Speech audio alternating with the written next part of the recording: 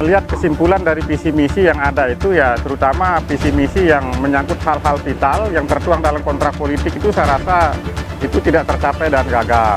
Nah, ini kan pasti persoalan regulasi di dalam. Maksimal pun sudah dilakukan oleh Bupati Kabupaten Lombok Utara dalam menyampaikan visi misi. Tetapi kalau dikatakan gagal, saya ini kurang sependapat. Ya, apalagi dikatakan bohong, itu sangat keliru besar.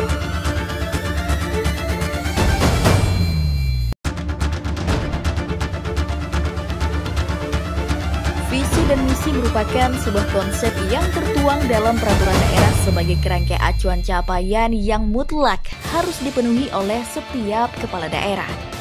Hal itu kemudian menjadi acuan atau indikator dari seorang Ardianto SH, sang politikus Kabupaten Lombok Utara, untuk mengukur capaian keberhasilan atas visi misi yang dijalankan pemerintahan Najmul Syarif. Sebagai mantan Ketua Komisi 1 DPRD bidang hukum cukup lama duduk di Parlemen Bawah Cemara itu lantang menyebut visi dan misi di pemerintahan Bupati Najmul dan Wakil Bupati Syarifuddin tidak tercapai atau gagal total. Lihat kesimpulan dari visi misi yang ada itu ya, terutama visi misi yang menyangkut hal-hal vital yang tertuang dalam kontrak politik itu saya rasa itu tidak tercapai dan gagal. Itu tidak tercapai itu. Walaupun hal-hal lain terlalu banyak yang dilakukan ya. Terbukti dengan beberapa penghargaan misalnya, tetapi itu tidak berkorelasi dengan janji-janji dan kontrak politik yang ada. Kan itu menjadi acuan orang sekarang, bukan masalah kerjanya apa. Kalau pekerjaannya sangat banyak, sudah mengagendakan beberapa kegiatan, misalnya kalau kita ambil contoh misalnya, wirausaha baru misalnya, itu 2016, 2017, bahkan sampai 2018 itu sudah dianggarkan. Nah, sehingga pertanyaannya kalau setelah gempa tidak jalan ya, tapi sebelum gempa juga kan ini tidak berjalan. Pernyataan Ardianto yang menyebut visi misi NASA gagal total itu ternyata dibantah oleh Ketua Tim Pemenangan dari Bapaslon Najmul Syuardi atau Nadi, Endri Susanto. Menurutnya, program visi misi yang dijalankan Bupati Najmul Ahyara sudah tercapai, bahkan melampaui target capaian. Kan memang WUB ini kan ditaruh di semua SKPD, Pak. Ada 4 ada SKPD kalau tidak salah ya. Ada di kelautan, mungkin ada di pariwisata, ada di sosial juga, mungkin ada di perindustrian yang lebih banyak kayaknya. Memang pada saat visi misi itu dibentuk ya terkait dengan WUB ini kan 10.000 WUB yang kemudian menjadi janji kampanye paket NASA pada saat itu. Nah, di perjalanan memang ada keinginan kita untuk memberikan dalam bentuk uang 3 juta rupiah per orang. Nah, di dalam perjalanan kemudian pada tahun 2016 itu kan keluar Permendagri yang melarang pemberian bantuan sosial untuk wirausaha, karena wirausaha ini Pak bukan masyarakat miskin, tidak. Masyarakat menengah ke atas pun banyak yang ingin menjadi wirausaha, sehingga tidak boleh diberikan dalam bentuk BLT, bantuan langsung tunai, tidak bisa, maka diberikan harus dalam bentuk barang. Kalau soal boleh, soal mengikuti dan tidak, saya rasa Pak Bupati, beliau kan juga doktor hukum, Pak. Jadi analisa beliau saya rasa juga pasti mumpuni dalam hal ini, dan ketika beliau mencoba mungkin karena itu menjadi hal yang keinginan beliau kepada masyarakat. Tetapi ketika itu tidak bisa, maka ya harus kita mengikuti regulasi dong. Kalau ada mengatakan berargumen itu adalah karena regulasi, tentu saya bertanya. Dalam penyusunan visi misi itu harus dipertimbangkan semua aspek, baik aspek hukum, perundang-undangan, aspek politik harus dipertimbangkan. Kalau menyangkut bansos itu, saya rasa kita tidak keluar dari ketentuan yang diatur dalam Permendagri 32 2011, dirubah Permendagri 39 tahun 2012, kemudian Permendagri 14 2016, saya rasa itu instrumennya. Dan hampir semua di Permendagri itu prinsip bansos maupun hibah itu sama prinsipnya. Dan tujuannya itu hampir sama. Nah, hanya saja di persoalan kan memang kalau bansos atau hibah itu diberikan untuk modal usaha, itulah persoalan. Dan saya kritisi sejak 5 tahun yang lalu. Nah, DPR kita tidak tahu bagaimana prosesnya di sana. Yang jelas Pak Bupati, Pak Dr. Najmul Ahyara ingin kemudian ini segera direalisasikan. Tetapi kan tentu ada tarik menarik antara DPR dan eksekutif gitu. Kan tidak bisa dilaksanakan program WUB ini kalau tidak disepakati oleh DPR gitu. Kalau kemudian sekarang ada DPR yang tiba-tiba ngotot kemudian ini dikatakan gagal, ya memang mungkin saja ketika di rapat pembahasan dia tidur. Ya, kalau klaim boleh-boleh saja, karena orang pasti membela diri. Boleh saja mengklaim, tapi kan faktanya nanti. Jadi kan faktanya itu adalah data dan yang dirasakan orang. Seperti apapun kita mengklaim keberhasilan itu, kalau masyarakat tidak merasakan itu ya sia-sia saja. Seolah-olah visi misi itu hanya sebuah cita-cita, tapi bukan sebuah cita-cita Maodo loh, tapi sebuah cita-cita daerah, cita-cita pejabat daerah, dan itu tertuang di dalam peraturan daerah. Maka mutlak itu harus dipenuhi. Kalau tidak bagaimana? Kalau tidak ya tidak tercapai namanya. Tidak hanya wirausaha baru, rupanya politikus Partai Hanura itu juga sekilas mengungkap data perjalanan program Satu Dokter Satu Desa.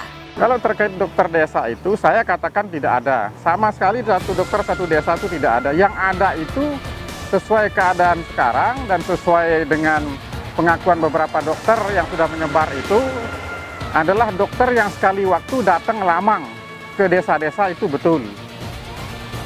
Dan itu ada sejak zaman dulu, posyandu dan lain sebagainya ada.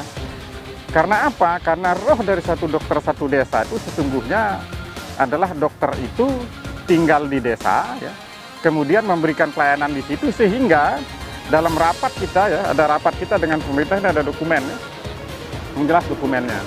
Nah, dalam rapat kita dengan pemerintah 2016 untuk menyepakati anggaran Satu Dokter Satu Desa itu sudah jelas.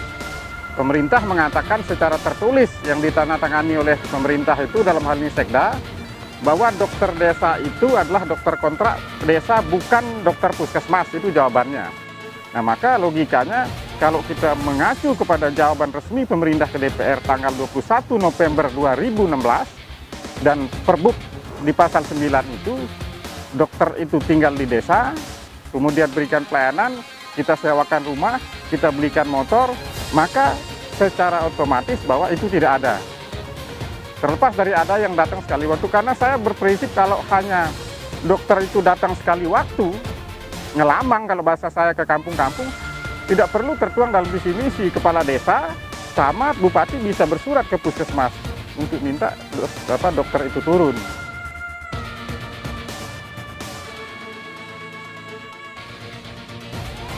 Terhadap komentar pahit yang dilempar Ardianto itu juga mendapat tanggapan dari Ketua Tim Koalisi Partai Politik Bapak Slonadi, Fajar Marta. Pernyataan atas pandangan terkait program Satu Dokter Satu Desa disebut gagal, politikus dari Partai Nasdem itu justru tidak sepakat. Dokter desa itu sekarang kita sudah melihat, ya, kita sudah tahu, terutama kami juga Dewan tahu, ya, kita sudah anggarkan sekian, ya.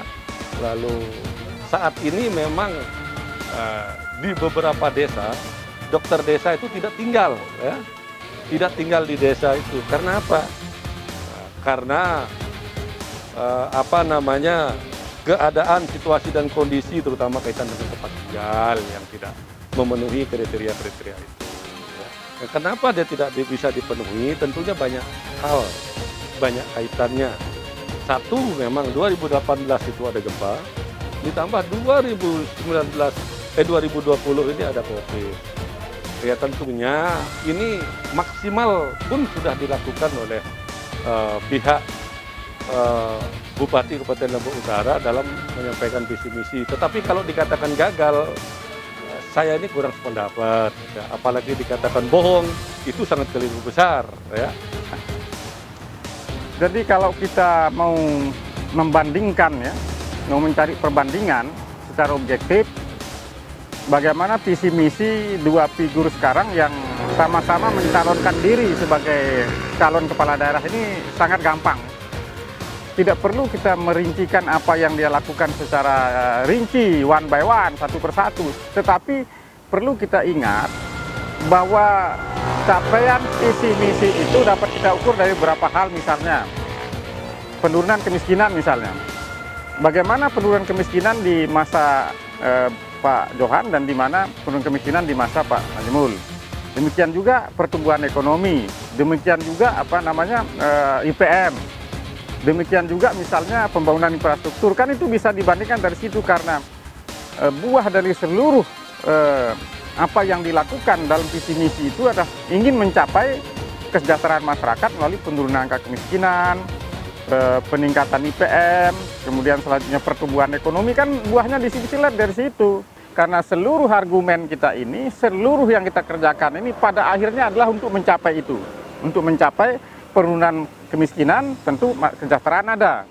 peningkatan EPM tentu tingkat melek itu tinggi.